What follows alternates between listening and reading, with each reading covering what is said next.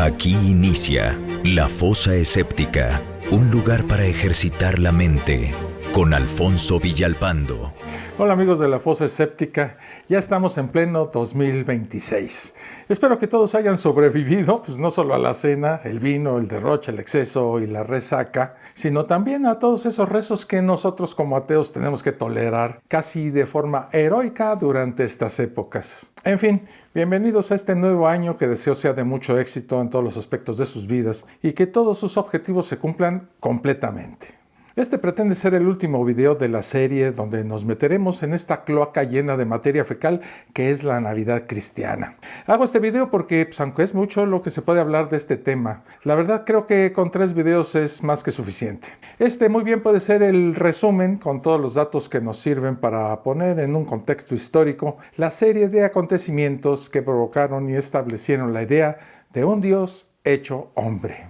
Acontecimientos que, como veremos en este video, no tienen nada de divinos, y son más bien una lucha por el poder. Hoy nos centraremos en los absurdos, incoherencias, inventos y demás tarugadas que rodean a uno de los momentos más importantes, no solo en la vida de Jesús, sino de la formación de toda esta industria religiosa llamada religión cristiana. Me refiero al nacimiento de Jesús. Hay detalles que los religiosos se pasan por el meritito arco del triunfo, pues razonarlos los llevaría a cuestionarse su muy frágil sistema de creencias. Pero antes de entrarle a este caldo de camarón, les recuerdo suscribirse al canal y activar las notificaciones. Y por supuesto los invito a todos, creyentes y no creyentes, para que se integren a nuestro grupo de Facebook. Sí, también están invitados los creyentes, pues con sus memes y publicaciones nos dan a nosotros los ateos inolvidables momentos de risas y carcajadas.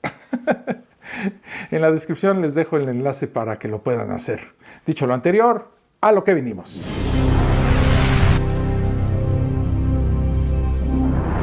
Muchos despistados religiosos intentan justificar la fecha del 25 de diciembre como el día del nacimiento de su líder mesiánico.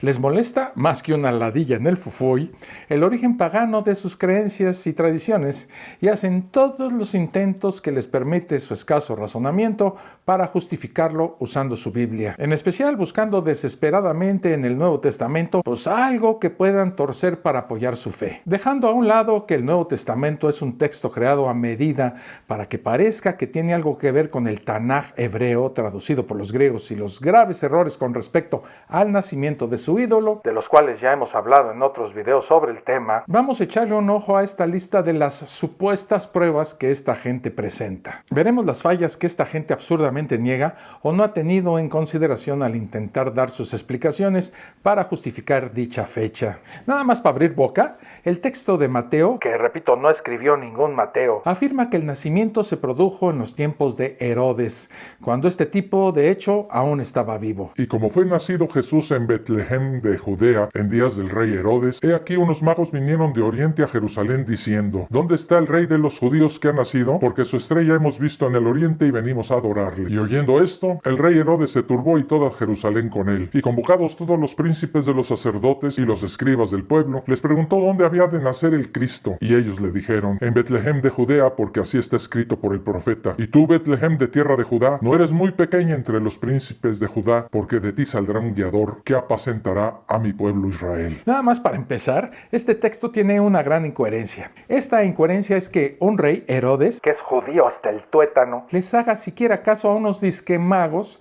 ya que el Tanaj los considera brujos y los condena a muerte, que vienen quién sabe de dónde, porque no se nos aclara esto, y que además decían seguir una estrella, cuando la admiración de los astros estaba prohibida por considerarla parte de rituales y brujería y cosas de esas. Ya hice un video de esta estrella y ahí podemos ver cómo astronómicamente todas estas historias son un desastre científico. Otra incoherencia está en que Herodes consultara a unos magos. Tal vez uno podría excusarse en que Herodes había ejercido durante toda su vida una activa defensa del paganismo, motivo por el cual no gozó con la simpatía de muchos judíos. Pero es que en el relato también vemos que este rey consulta consulta en ese mismo instante a sacerdotes y escribas judíos, luego de que platicara con esos magos, aun cuando esto en su ley se prohibía terminantemente, incluso bajo pena capital, y que estos sacerdotes judíos además no dudaran en reconocer el nacimiento de su Mesías o incluso dijeran que el Mesías tenía que nacer en Belén,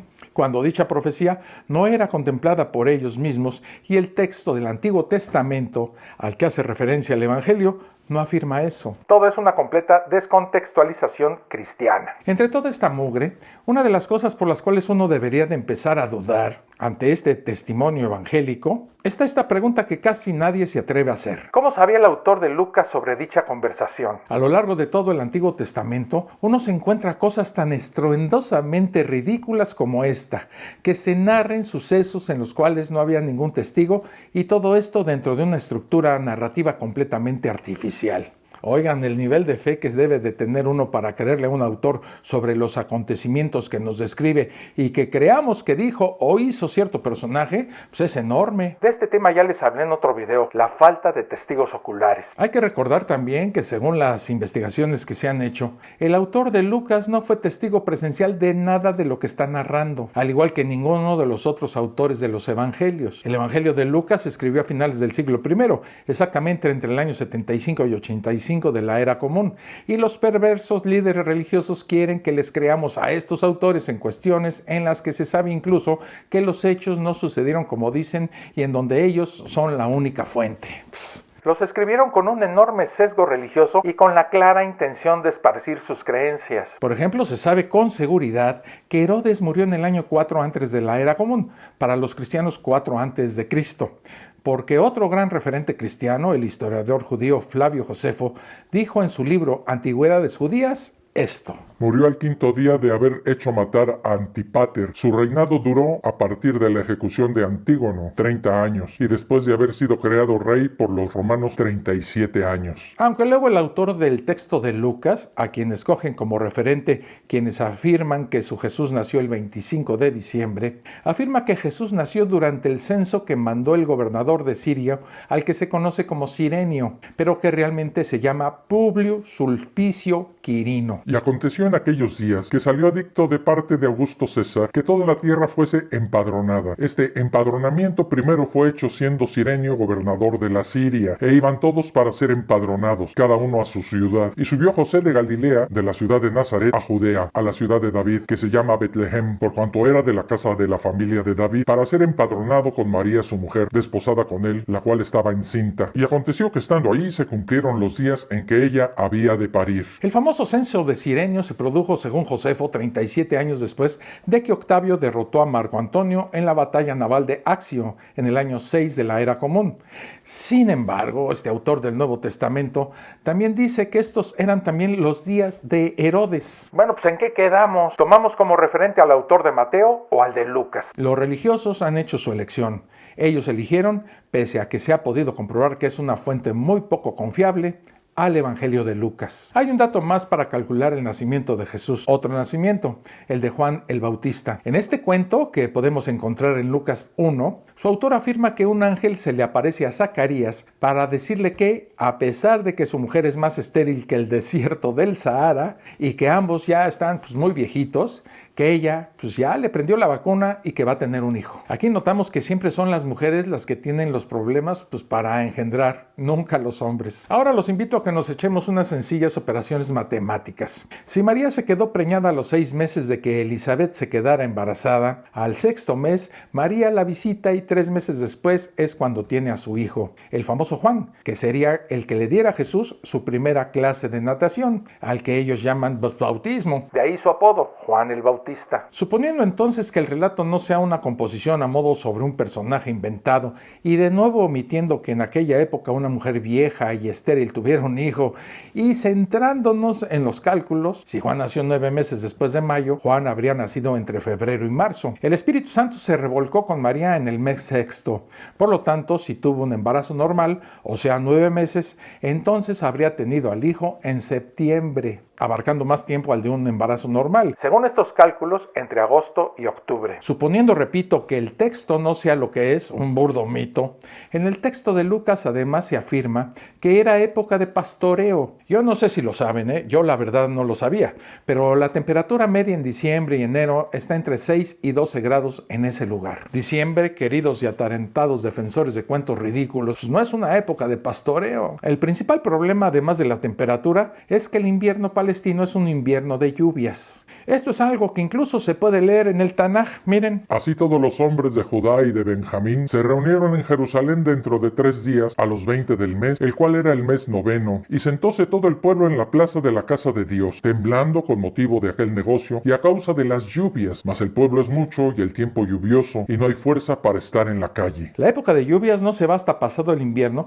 y los pastores ni de locos salían a pastorear, si acaso a vigilar para que sus animales pues no se los comiera un lobo, o que algún delincuente se los robara para hacer barbacoa. Por este motivo debemos desechar la idea de que este güey de Jesús nació en diciembre. Punto. Queridos irracionales, si se hace caso al autor de Lucas, Jesús no nació en diciembre, sino a lo mucho en septiembre. El problema es que esto, repito, es si se hace caso a dicho autor, pues es la única fuente, junto con el que escribió el Evangelio de Mateo, donde podemos encontrar este cuento. Y como ya hemos visto, ambos evangelios se contradicen mutuamente.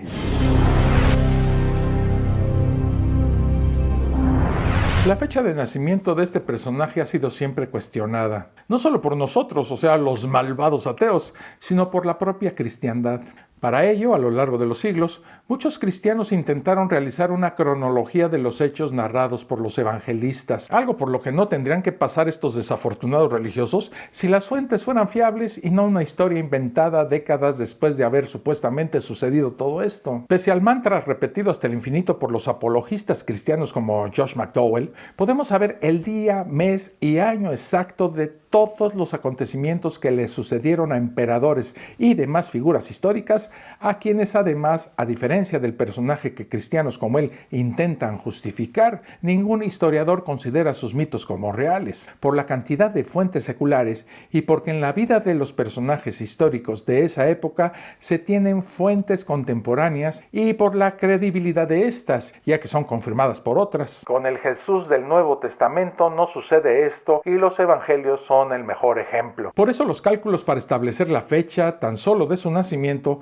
varían según quien los interprete. A otros cristianos, haciendo los cálculos, Jesús les habría nacido a finales de septiembre y principios de octubre, en la fiesta de los tabernáculos. A otros en abril o mayo. Estos últimos podrían incluso tener más bases que los que dicen que nació en septiembre o principios de octubre, si contamos con que el texto de Lucas se escribió posteriormente al año 70, después de la destrucción del segundo templo, cuando se produjo un cambio en la orden de los sacerdotes. Otros, en vez de contar con una semana, lo hacen con 2 semanas seguidas por cada sacerdote. La verdad es que están hechos bolas y sigue sin cuadrarles las fechas. El asunto es que en todas estas cuentas no nos da como resultado el 25 de diciembre, en el supuesto caso de contar con 2 semanas al mes de nacimiento, sería julio como máximo. Cuando los cálculos no les dan, los católicos citan a la tradición cristiana, pero podríamos hacerles esta pregunta. ¿Qué pasa si nos vamos a cuando los primeros cristianos creían que había nacido su Mesías? ¿O qué fechas dijeron a lo largo de los siglos hasta la oficialización de esta religión? No es hasta el siglo III que al primer cristiano, Hipólito de Roma, se le ocurrió el 25 de diciembre como fecha. Esta fecha no es considerada por el incipiente cristianismo. Las comunidades, todas contrarias unas a otras, siguen tomando como fecha principal el 6 de enero y otras más locas la colocan en marzo. A esta fecha llega, incluso después de Hipólito, a mediados de ese mismo siglo, un despistado cristiano al que denominan Pseudo Cipriano. La siguiente fecha se daría a conocer en el siglo IV. Es a partir del siglo IV, cuando por un gran truco de magia que envidiaría David Copperfield, se empieza a usar el 25 de diciembre como el del nacimiento del niño Chuchito. ¿Adivinan por qué entre todas las fechas dadas fue precisamente esa la que empezó a hacerse la oficial? No se preocupen, también más adelante veremos el cómo y el por qué.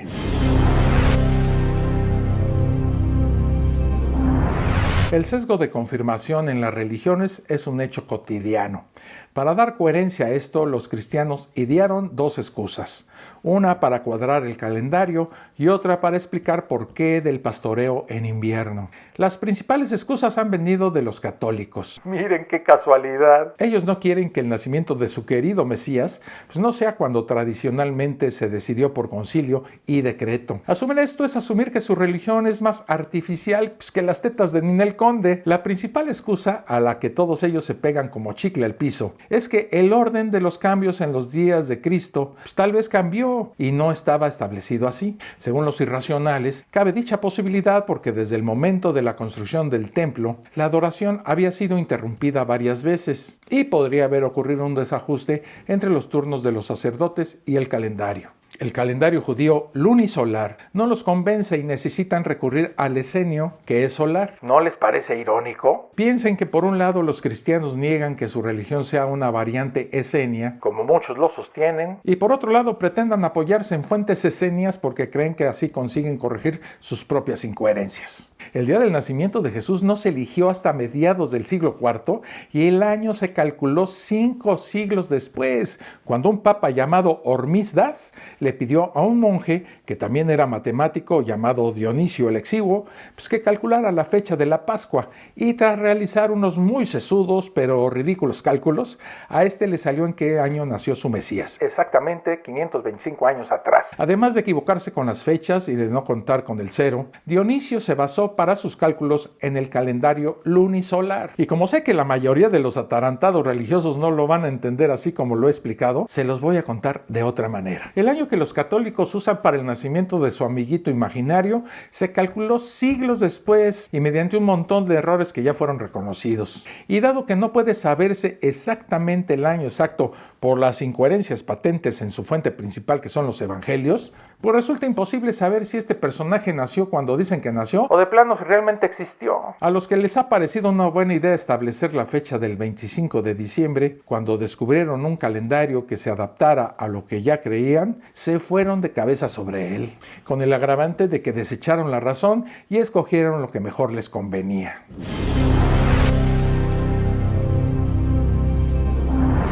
A lo largo del capítulo 2 del Evangelio atribuido a Lucas, nos encontramos con una serie de afirmaciones sobre un censo que francamente no cuadran con lo que cuentan el resto de las fuentes históricas. En Lucas se narra que este censo ocurrió en invierno. Para empezar, los censos ya eran una medida muy impopular como para que además los hicieran en invierno. Si la pretensión es censar a una población, esta no se hace en diciembre, cuando menos receptiva es la gente que ya de por sí no lo era para someterse a tal exigencia. El censo de Cirenio fue tan impopular que de hecho causó la revuelta de Judas el Galileo que expone el historiador Flavio Josefo en su libro Antigüedades de los Judíos. También hace referencia a que esto se hizo en la época de Herodes el Grande. Como ya vimos, el único censo que se realizó fue en el año 6 de la Era Común. El autor del Evangelio, que hay que recordarlo escribe a finales del siglo I, cuenta durante su relato sobre este supuesto nacimiento divino, que en este censo se obligaba a la gente de todas partes a acudir a un lugar específico. E iban todos para ser empadronados, cada uno a su ciudad. Y subió José de Galilea, de la ciudad de Nazaret, a Judea, a la ciudad de David, que se llama Betlehem, por cuanto era la casa y familia de David. Para abrir boca con lo que se afirma en este párrafo,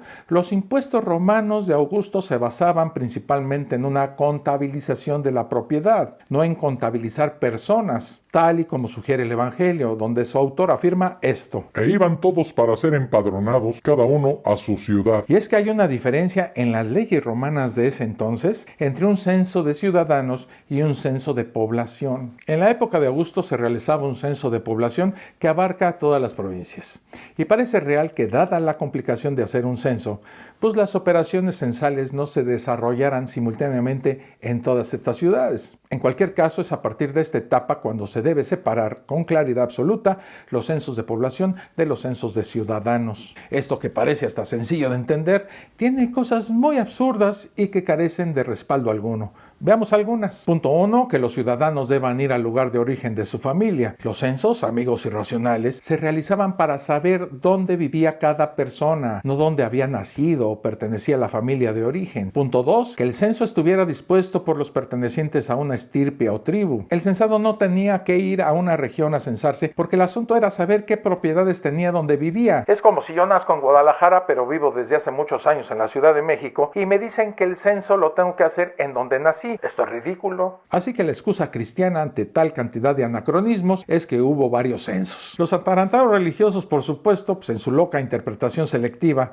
se olvidan de que este fue, según su propio evangelio, el primer censo realizado. Luego otros confunden este con los que vinieron después, algo que ya le pasó en su época a Tertuliano. También que el propio Flavio Josefo presenta en 2 de sus libros que el censo de Cirenio era nuevo y sin precedentes. Los que afirman que hubo un censo antes, colocando a Cirenio en Siria y gobernado junto con Saturnino o con Quintilio Varo, se olvidan de un pequeño problema. De ser así, el censo carecería de sentido alguno, pues en esa época Judea no era parte de Siria. Otra incoherencia es que no se conoce en toda la historia un censo universal ordenado por Augusto, ni ningún otro emperador hizo algo semejante. Es cierto que el emperador Augusto realizó otro censo en el año 4 de la era común, en el cual no se obligó a los más pobres ni a los residentes en el extranjero a inscribirse. Quizá por eso no aparecen en los registros romanos y por esto no se conocen sus resultados. Otra incoherencia en el relato es cuando se dice que José y una embarazada por un palomo de nombre María se fueron a Belén para un supuesto censo romano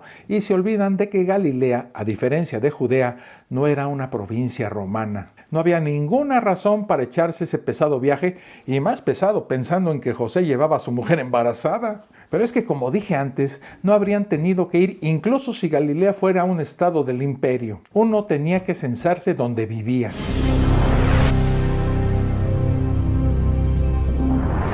Y comienzo este segmento con una pregunta. ¿Por qué los historiadores, filólogos y demás expertos, junto con los perversos ateos, decimos que el 25 de diciembre fue elegido? Hay una razón muy simple que tiene que ver con el sesgo de confirmación en los católicos. Está el no querer aceptar los fallos que han creído de su querida Iglesia Católica, Apostólica y Romana. Otra es pretender que su religión es original y no, como sucede con todas las demás, la mezcla de muchas de ellas. El cristianismo es una religión sincrética y la elección de esta fecha, al igual que otras muchas cosas, demuestra lo que estoy diciendo.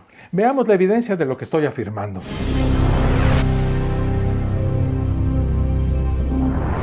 El culto al sol siempre ha sido una constante en toda la historia de la humanidad. La propia raíz de la palabra Dios proviene en su origen del indoeuropeo dieu, que significa brillo o día. Y es fácil de entender a nivel antropológico el porqué. El día proporcionaba mayor seguridad que la noche y la oscuridad a los primeros homínidos ante los ataques de depredadores como los lobos, los felinos y los muy peligrosos y agresivos cobradores de copel. Debido a lo anterior, en todas las culturas siempre ha estado un rasgo común fruto de la observación. Se veía que en el mes de diciembre se llegaba a un punto en el que los días empezaban de nuevo a alargarse, tras meses haciéndose más cortos, al mismo tiempo que las noches, con su temida oscuridad, se hacían más largas. A este periodo, que empezaba a finales de diciembre, a partir del 20, lo hemos llamado como solsticio de invierno. Se llamaba así precisamente porque en latín significa el sol quieto.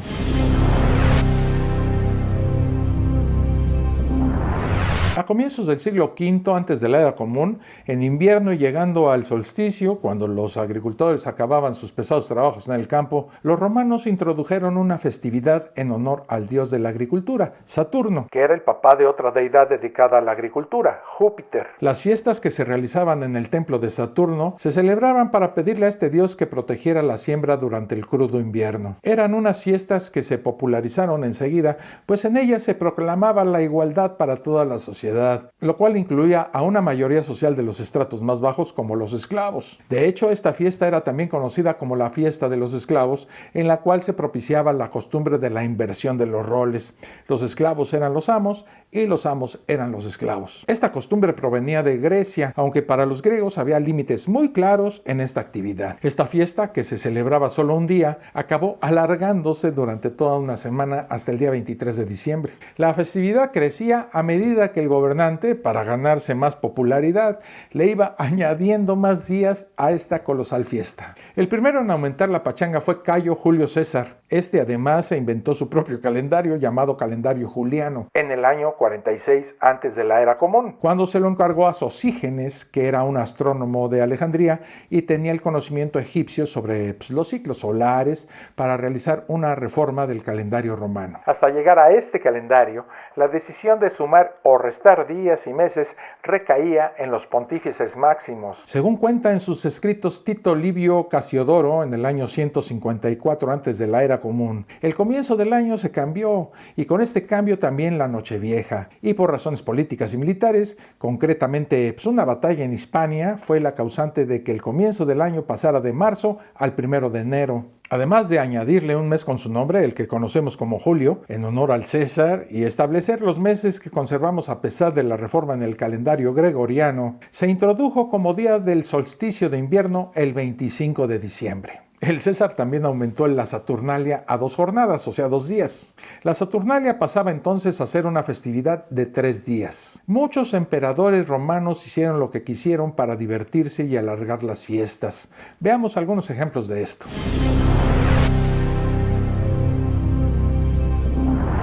Cayo Julio César Augusto Germánico, conocido entre sus amigos como Calígula. Era un tipo fiestero por naturaleza. Le encantaba el alcohol, las mujeres, los hombres y los sacrificios. Se cuenta que durante su imperio se realizaron más de 160,000 sacrificios. Este tipo parrandero y jugador, viendo que la fiesta estaba en su mero punto, pues le añadió un día más, llamando a este día añadido como el Día de la Juventud. Y entonces ya no eran 2 ni 3, sino 4 días de excesos disfrazados de adoración a Saturno.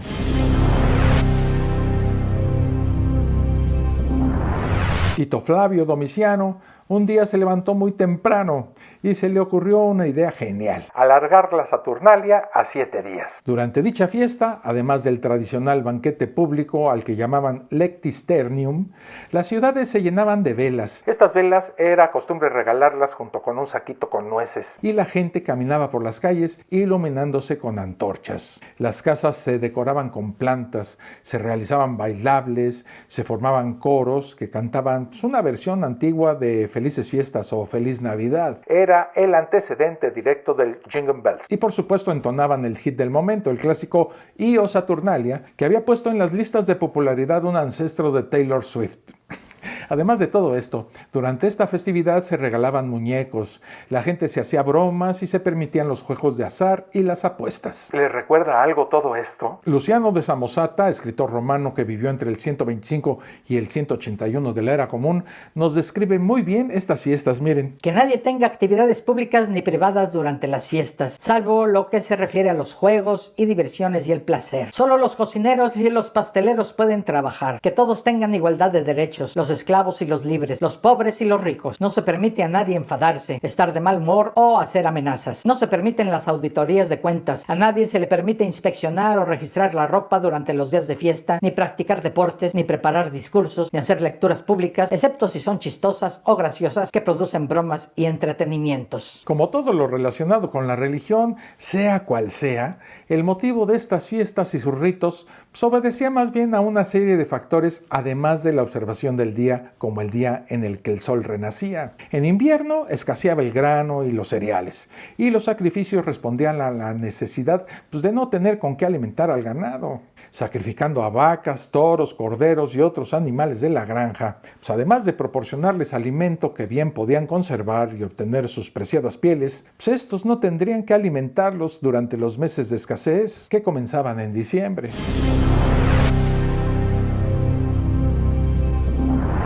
El culto al sol, que probablemente haya tenido su origen en África y que se extendió por los pueblos del mar, fue asimilado por la cultura griega y más tarde por la cultura romana. El culto al sol estaba siempre presente y era representado en la figura de varios dioses. El más común era Helios, pero también en la de los griegos Apolo y Dionisio. Helios, esta deidad solar griega, se extendió por todo el Oriente Próximo. En el Tanaj hebreo, los judíos tomaron, por ejemplo, a dicha deidad y a su iconografía griega para representar el mito del profeta Elías trepado en un carro de fuego. En Roma, el culto al sol fue introducido por Tito Tasio desde la fundación de Roma. Otro ejemplo de lo extendido que estaba el culto solar a Helios lo vemos cuando el imperio griego se extendió por Egipto en la ciudad de Heliópolis, o sea, la ciudad del sol. Cuando esta fue perdiendo importancia, todos los objetos de culto se llevaron a Alejandría. Tan importante era el culto a Helios que el hijo mayor de Cleopatra y Marco Antonio, nacido en Alejandría, recibiría el nombre no del Kevin o del Brian, no, sino el de Alejandro Helios. Mientras tanto, en Rodas, Grecia, se había erigido un coloso de 33 metros de altura que representaba, adivinaron, a Helios. Esta estatua fue realizada por el discípulo del escultor que en Tarento había hecho una estatua de 22 metros dedicada a Zeus. Y como una curiosidad más, Zeus tiene la misma raíz indoeuropea que significa Dios y día.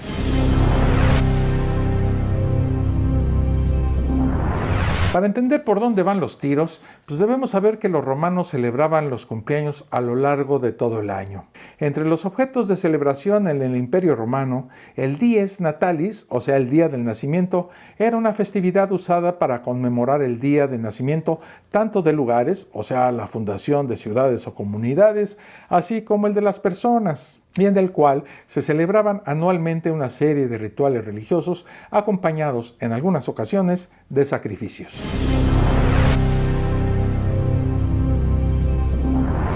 El título de Invictus ya era usado por varias deidades en el Imperio Romano durante la prehistoria, y una precuela del culto al sol y la que le dio origen a esta fecha era la fiesta del sol Índiges, o sea, sol nativo, que contaba con varios templos repartidos por todo el imperio. Hagan de cuenta el Oxxo, pero para dioses. Uno de estos templos estaba situado en el monte Quirinal, y en este lugar era donde se ofrecían sacrificios anuales. Uno de ellos el 11 de diciembre y otro en el propio Circo Máximo.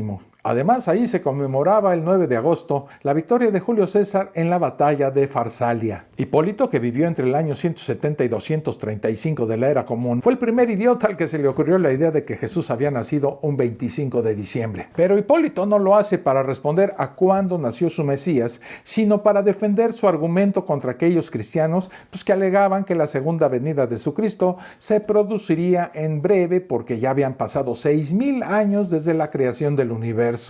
Usando un proceso mental de un verdadero imbécil, Hipólito defendía que Jesús apareció 5,500 años después de la creación del mundo y que aún faltaban 500 años más. Hipólito lo hace basándose en una serie de extraños cálculos numerológicos sobre la interpretación de las medidas del arca en el Tanaj. No expone nada más sobre en qué se basa para establecer esta fecha y los cristianos no parecieron hacerle mucho caso. Lo que sí se sabe, aparte de que Hipólito era un imbécil, es que el culto al sol fue constante antes e incluso durante todo este periodo y que casualmente, como ya lo he explicado, el 25 de diciembre era una fecha importante para Roma. Este periodo, que va desde antes de la era común hasta comienzos del siglo III de la era común, es cuando nos encontramos con que durante los tiempos del emperador Lucio Septimio Severo, a quien los cristianos posteriormente no dudan en endosarle una persecución en su contra, el culto al sol ya se había instaurado y asentado por todo el imperio. Incluso en la propia Enciclopedia Católica se reconoce que la Navidad no fue una de las primeras festividades de la Iglesia. Orígenes,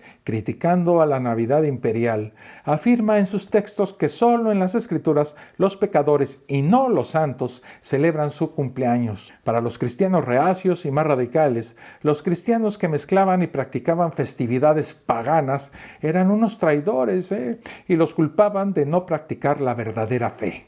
El mismo Hipólito, que había establecido el día del nacimiento de Jesús, haciéndolo caer en las festividades paganas de la Saturnalia, también era considerado como un hereje por los cristianos más ortodoxos.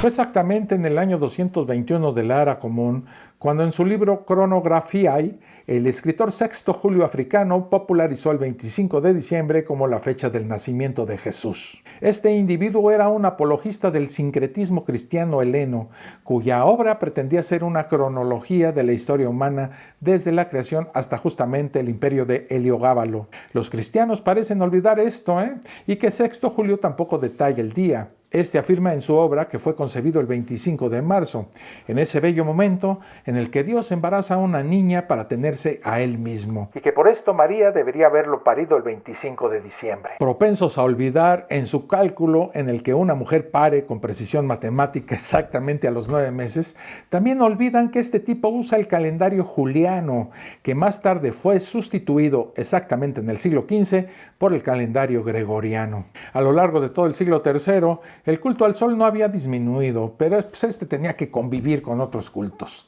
Esto provocaba, por supuesto, fricciones, mentadas de madre y uno que otro descalabrado. Y más aún con los pueblos conquistados y con un incipiente mesianismo que no paraba de arremeter contra otros credos. Como sucedió anteriormente en el judaísmo con Josías, a otro emperador romano se le ocurrió la fantástica idea de unificar credos y centralizar el culto justo después de conquistar el cercano oriente. Lucio Domicio Aureliano tomó al Deus Sol Invictus, una deidad de Siria, como dios principal del panteón y centró el culto construyendo un templo en el año 271 en el Campus Agrippae.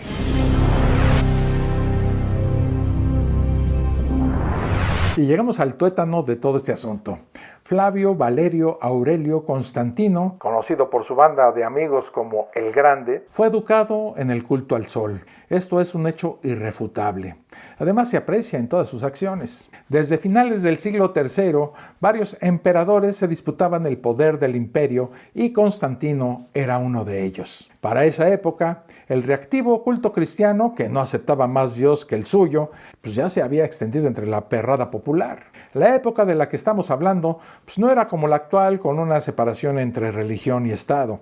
La vida religiosa estaba metida en todos los aspectos de la vida romana y era regulada por los líderes políticos religiosos. Los cristianos, para desgracia de dicho gobierno, no respetaban ni mucho menos seguían, incluso ni toleraban el culto pagano en el imperio. Basta ver los escritos que se conservan de esta época para confirmarlo. Por este motivo, los gobernantes del imperio en el año 303 emitieron una serie de edictos obligándolos a seguir el culto oficial. A pesar de esto, el culto solar, entre otros cultos paganos, ya había sido asimilado por los cristianos a lo largo de toda su historia. Exactamente el 1 de mayo del año 305 de la era común, Diocleciano abdicó, obligando a su coemperador Maximiano a hacer lo mismo. Constancio y Galerio se convirtieron en Augusti y 2 nuevos Césares fueron elegidos, Severus en el oeste y Maximino Daia, que era sobrino de Galerio, en el norte. Maximino Daia instaló su corte en Cesarea y desde ahí gobernó Egipto, Siria y Asia Menor. Aunque estas fueron algunas de las provincias más ricas del imperio, también representaban a Maximino un gran problema, quizás el más polémico del imperio: tener en paz a los radicales judíos y a los cristianos. Aquí toda la historia se parece a un capítulo de La Rosa de Guadalupe, miren. En el año 306 de la era común, la gestión ordenada del imperio se vino abajo. Al enfermizo Constancio se lo cargó el payaso.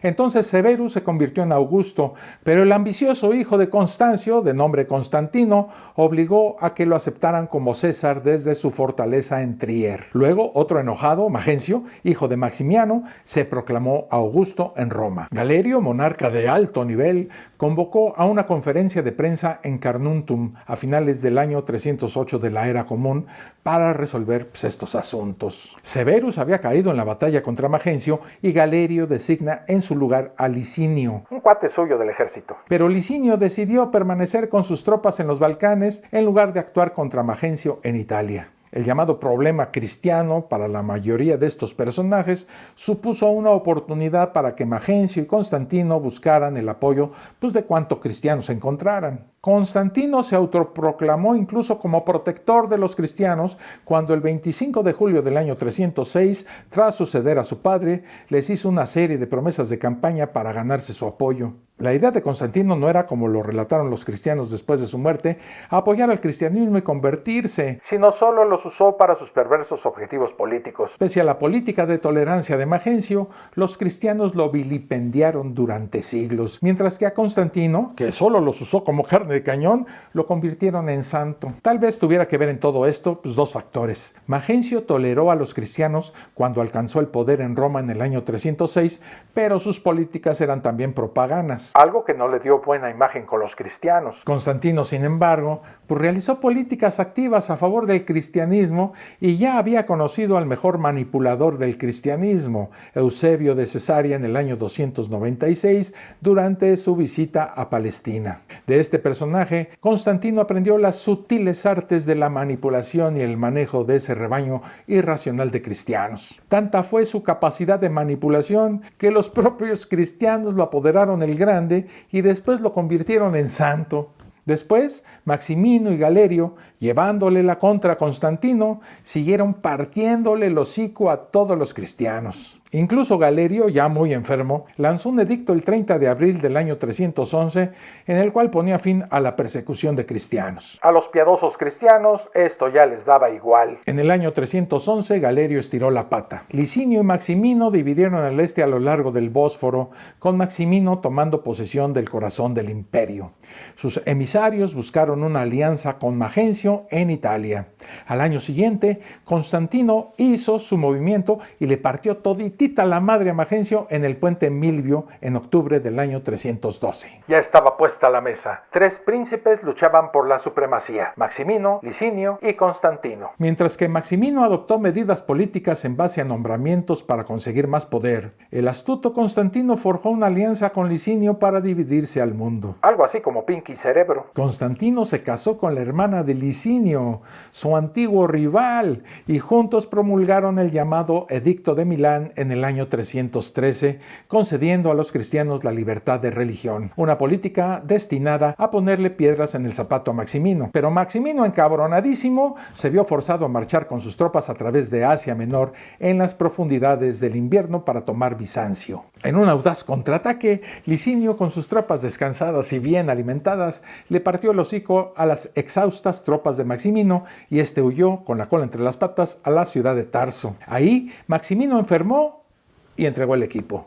Los obispos cristianos, cuando se enteraron, estaban tan felices que hasta hicieron fiesta y sirvieron un delicioso mole oaxaqueño. Pero el triunfo de Licinio fue de corta duración. Después de haber eliminado al enemigo más implacable de Constantino, este le devolvió el favor mediante la destrucción de su ejército y le dio como premio una bonita ejecución en la que Licinio fue el ejecutado. Así fue como un monarca, eminentemente calificado como cristiano, surgió como el amo del mundo, con un emperador más favorable a los líderes cristianos de Roma, muy duchos en esto del populismo y la demagogia, y gracias a una simbiosis que les permitía controlar mejor a las masas, Constantino empezó sus reformas religiosas. Unas reformas que, como sucedió con Heliogábalo y Aureliano, pretendían apaciguar a ambas partes. Los irreflexivos cristianos dicen, para hacer de Constantino un cristiano, que todo se lo deben al famoso Edicto de Milán, donde le da a ellos la libertad de creencia. Pero están en un error, ya que ese edicto le daba libertad a todas las religiones habidas y por haber.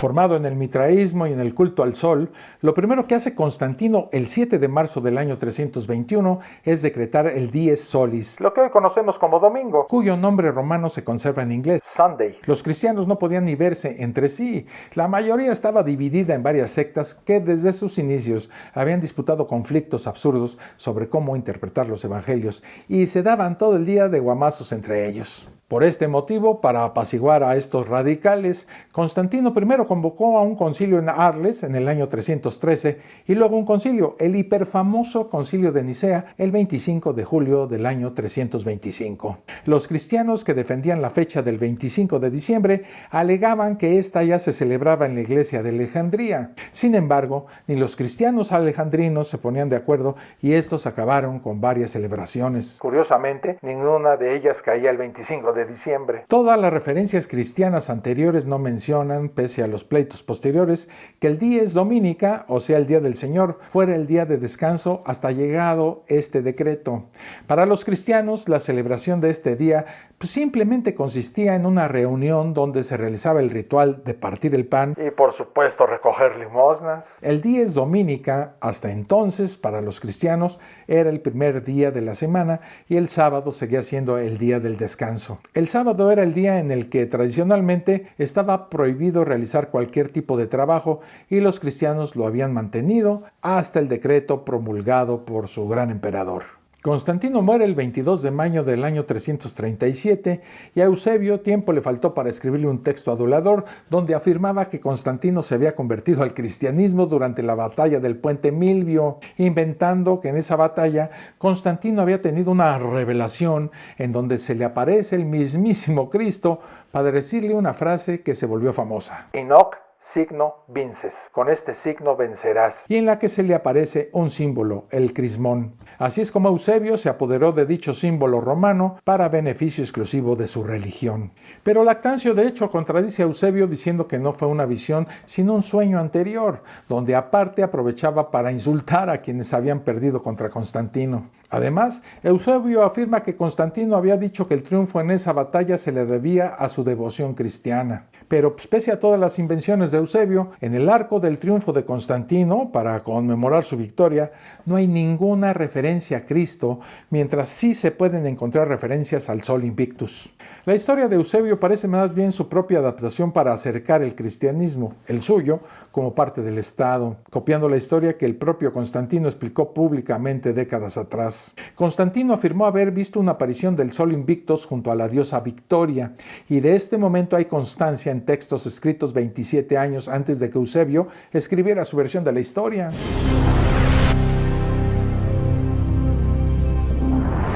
Navidad significa nacimiento, al igual que el natalis es una palabra que proviene en su origen de la palabra latina nasci. Como resumen de la costumbre romana de celebrar los dies natalis y de la festividad del Solis Invicti para conmemorar el solsticio de invierno y como asimilación de las festividades saturnales, nace la Navidad. La primera vez que ésta se celebra el 25 de diciembre como celebración del solsticio de invierno provenía del calendario juliano en el año 45 antes de la era común. El obispo de Roma, Julio I, pidió en el año 350 que el nacimiento de Cristo fuera celebrado el 25 de diciembre, lo cual fue decretado por el obispo romano Liberio en el año 354. En ese mismo año, de hecho, el cristiano Furio Dionisio Filócalo, que era empleado del Papa Damasio, fue el primero en escribir en un calendario dedicado a un cristiano llamado Valentiniano, además de las festividades romanas, la festividad de la Navidad. En ese año 354 es además cuando los cristianos hacen por primera vez referencia al Sol Invictus. Estos mencionan en el cronógrafo del 354 un texto en latín que hace referencia al Sol Invictus a través de la Natalis Invicti. Cirilo declara que esta celebración, la del nacimiento de Jesús, no puede celebrarse en la misma fecha que el bautismo de Jesús. Entonces le pide a Julio que le asigne a la Navidad una fecha. Y tomándola de los documentos del censo traídos por Tito a Roma, Julio le asigna como fecha el 25 de diciembre.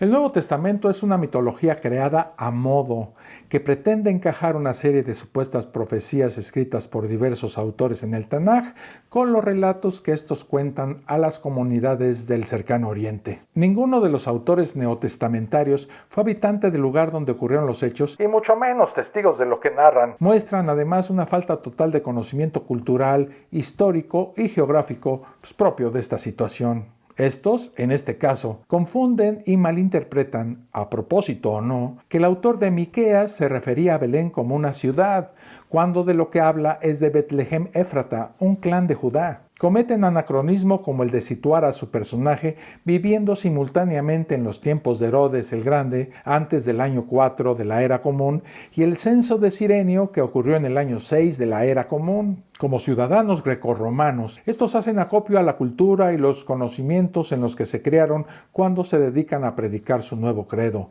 una versión del judaísmo esenio. Este nuevo mesianismo, conocido como cristianismo, más grecorromano que judío, durante su expansión se dedica a aprovechar el populismo y a asimilar festividades paganas. Yo más bien diría que se plagiaron un montón de fiestas y rituales. Bajo este contexto y en una época con una muy mala comunicación, es cuando se expande este nuevo mesianismo desde Asia Menor hacia todo el occidente, y este empieza a crear comunidades con gente arraigada a las culturas donde habitaban, con festividades ya establecidas antes. Entre las festividades que la gente empezó a adoptar de los predicadores de este nuevo mesianismo, pues estaban las arraigadas en el culto al sol, un culto anterior y que siguió celebrándose durante todo el periodo posterior a la aparición del cristianismo. Este nuevo mesianismo que ha crecido y se ha ido elaborando poco a poco en el seno grecorromano y que, a pesar de tomar como base los mitos judaicos, es, irónicamente,